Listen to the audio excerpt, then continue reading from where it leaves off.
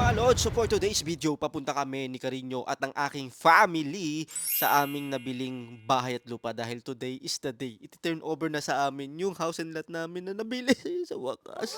December 2023 namin to nakuha mga lods, and then ito na, makukuha na namin. Dito pala kami kumuha sa Clark sa Pampanga mga lods kasi mahilig kami sa mga property na malapit sa airport, alam nyo na. Dahil mahilig kami bumiyahe. Let's go. Subdivision ng mga lods yung kinuha namin para mas secured. Syempre, madalas nasa ibang bansa kami. Pero meron naman titira dito sa bahay namin kahit nasa Spain kami. At ito na nga, malapit na tayo mga lods. Dito kami nakabili ng property sa Cheerful Homes 2 mula sa SMDC mga lods. Napakaraming ano nito, napakaraming unit, nasa 1,800 plus. Then nakakapag-turnover na sila, marami na rin silang na turnover. At nakachika ko yung taga dito, karamihan daw ng mga may-ari ng mga unit ito, mga taga ibang bansa, mga lods. Since international marketing partner ako ng SMDC, dito na rin ako kumuha mga lods. Kaya kung gusto niyo rin ng ganitong klaseng property, alam ko meron silang bagong project, mga condos, i-PM nyo lang ako mga lods, assist ko kayo.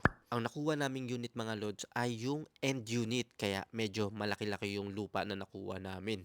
Ganito pala yung pakiramdam no, nakaka-excite yung may sarili kang bahay, yung talagang ipapa-renovate mo, ipapa-expand mo, papa-interior mo, yung lahat ng bagay na pwede mong gawin, magagawa mo na kasi sarili mo na siyang bahay.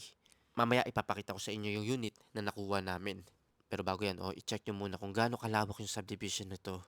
At dahil pag-aari ng SMDC, siguradong maganda yung pagmamanage nila dito. At nag-stop muna kami dito sa showroom. Dito muna kami pinaghintay para ready nila yung mga susi. And then meron din pa kasing mas nauna sa amin na i-turn over din yung unit nila. So kasama ko yung buong family. At ito, makikita nyo, ito yung model house mga lods ha. Ito yung showroom nila.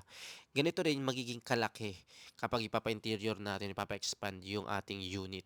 Ito yung living area. Ayan, pasensya na, sinisipon talaga ako ngayon. Tapos, ito ipapakita ko sa inyo. Ito yung papuntang kitchen, mga lods. Kapag pina-expand nyo to. Expanded na to mga lods ha. Ayan, napakalawak. Halos ganito rin talaga yung sukat nung nakuha naming unit mga lods. Then ito yung banyo. Kung gusto nyong ipa-interior, oh ganda no. Iba talaga yung unit kapag pinapa-interior no. Gumaganda talaga eh.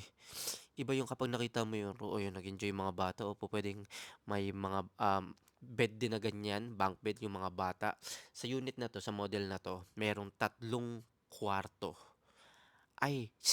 Tatlong kwarto sa taas. Lahat ng mga kwarto nasa taas. Ayan. So, ganito kalawak. Kapag mula sa hagdan, ayan ang magiging sala. Pero depende pa rin yun, syempre, sa design na gusto ninyo mga lods. O, yan. Ayan yung labas. Ito kasi is corner. Corner unit to. Then yan yung labas. Kung mapapansin nyo, uniform sila. Pare-pareho sila ng itsura ng labas. Ayan, kailangan natin sundin yan mga lods. Kapag magpapa-extend tayo, dapat pare-pareho pa rin yung itsura nila sa labas. Ang ganda ng idea na to, no? Ng aliwalas. Then, ito naman yung amenities. Oh, ang laki ng pool area. Kukunti pa lang yung mga nag stay dito na nag-move in talaga mga lods. Pero marami nang na-turnover. Sabi, in 3 years, posible na marami na talagang mag-move in dito.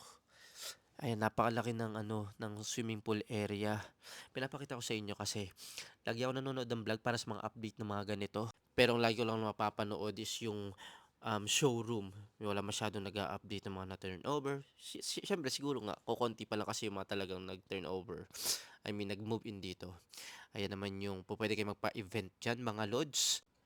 Kung gusto ninyo na magkaroon ng birthday celebration, pwede nyo arkilahin yung buong area na yung pati swimming pool.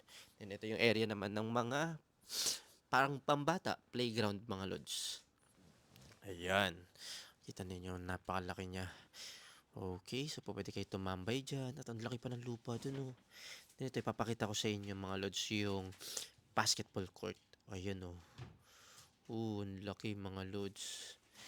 Imagine, oh, dito rin kayo nakatira, magkakapit bahay tayo. So, ito na mga lods, ang aming unit. Ito, part din to ng ating bahay.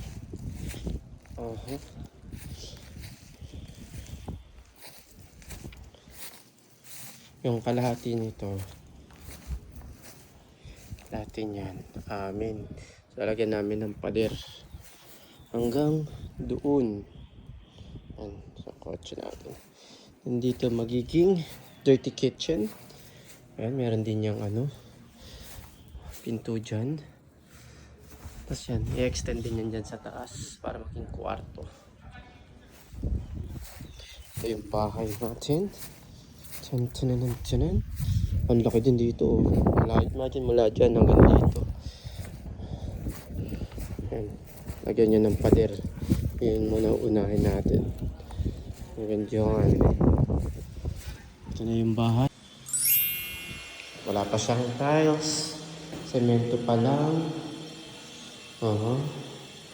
Yung sa showroom, ganda yung magiging itsura niya. CR. Siyempre, babaguhin yan, ayusin yan. Kitchen. Ito yung dirty kitchen. Hello po! Ito ang aming bagong view. Yes. Yan pa lang. Kukunik yan doon. Para malumaki. Tapos pati doon may kwarto din. Malalakihin. 2 bedrooms. Malaki yung syempre master bedroom. Sa likod nito, doon na yung amenities yung swimming pool. Sa kapilang side. At habang nagpipirmahan kami sa office, may nagsabi may mga tumalon daw. Nakalala namin kung anong tumalon. Nagsiswimmingan na pala sila. Hindi pa kami nakakapirma ng kontrata.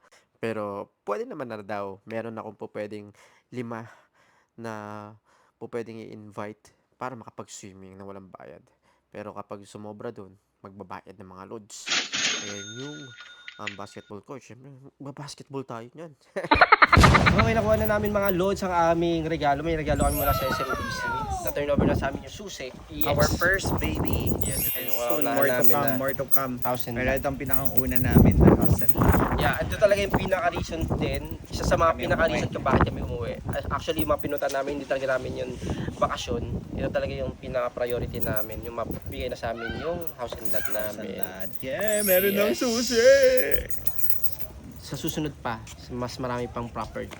More to Ang next na come. hinihintay natin is yung condo naman. Yes. Kaya sa mga nangangarap na kagaya namin na nagtatrabaho sa ibang bansa na makapagpundar ng property dito sa Pilipinas, kung nagawa namin, syempre kayang-kaya nyo rin yan. Basta maging matalino lang kayo sa pagpapasya at paghawak ng pera. Lalong-lalo na kapag kumikita kayo sa abroad. Huwag ninyong sayangin yung opportunity na nagkaroon tayo ng pagkakataon na kumita ng mas okay at kailangan maging matalino tayo sa paggastos at kailangan natin mag-save talaga mga lods. At syempre, kaya nga sinasabi ko, kumuha din kayo ng insurance at magkaroon kayo ng emergency fund, health insurance dahil posible na yung mga ininvest natin property kapag nagkasakit tayo, pwede ding mawala kapag hindi tayo handa. Bueno mga lods, maraming salamat sa inyong panonood and hasta luego mga lods. Ciao!